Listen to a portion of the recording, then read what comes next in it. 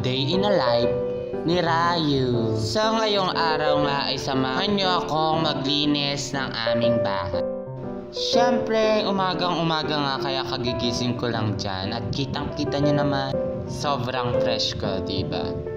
Una ko ang ginawa ay niligpit ko ang aking higaan, inayos ko lang yung latag, and then okay na yan. After ko nga mag-ayos ng higaan ko ay nagpunta na ako sa kusina para tignan kung meron bang mga hugasin. At sobrang nagulat ako dahil ito ang nakita ko, meron nga, hindi nawawalan.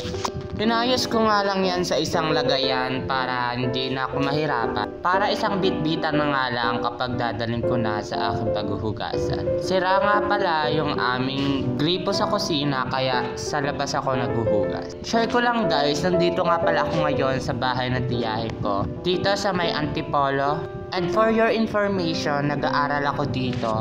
Isa akong EDUC student, Bachelor of Secondary Education, major in Filipino. Hindi pa ba sabihin yun? Di ko alam kung tama ba yung kinuha ko o talagang napilitan lang ako. Pero sa tingin ko naman ay tama ang aking landas na itinatahak sa aking buhay sapagkat alam ko naman ang mga gagawin na dapat nating gawin sa araw-araw. Charet. Bukod nga pala sa palamanin lang ako dito, ito lang ang mga ginagawa ko. Punas-puna, hugas-hugas, tapos landi-landi na. After ng punas-punas at hugas-hugas. So ngayon, tapos ko nang ayusin at ilagay sa isang lagayan ang mga hugasin at napunasan ko na rin ang aming lababo. Kaya ngayon ako ay pupunta na sa aking paghuhugasan sapagkat hugasan ko na ang aking mga hugasin. So ngayon, panoorin niyo ako maghugas. Eto na. Ito timelapse ko yan dahil sobrang habanan. Manood na lang kayo. Thank you.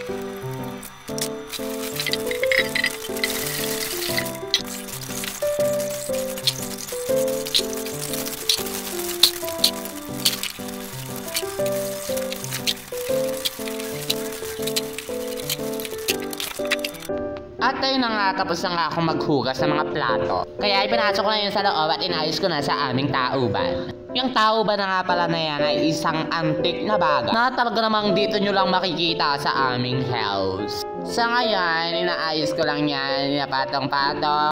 Tapos ni-organize. At syempre, yan na nga. Ano pa nga bang gagawin? Syempre, after nating maghugas. Pasingit lang guys.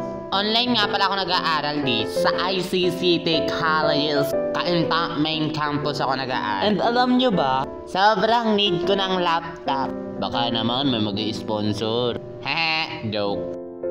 Mabalik tayo, ayan. Tapos na nga akong mag-ayos ng mga pinaghugasan ko. Sa ngayon ang gagawin ko naman ay magkakape ako. Kasi feel ko hindi ako mabubuhay kapag walang kape. Sobrang OA naman ang tao na. Siyempre, ang every one of us naman, diba, ay may sarili-sariling mga pangangailangan sa buhay. Pangangailangan? OA. Siyempre ako, ito lang naman ang hilig ko sa buhay ko. Magkape na magkape. Tapos, kumain ng tits. Di ka kakain nun.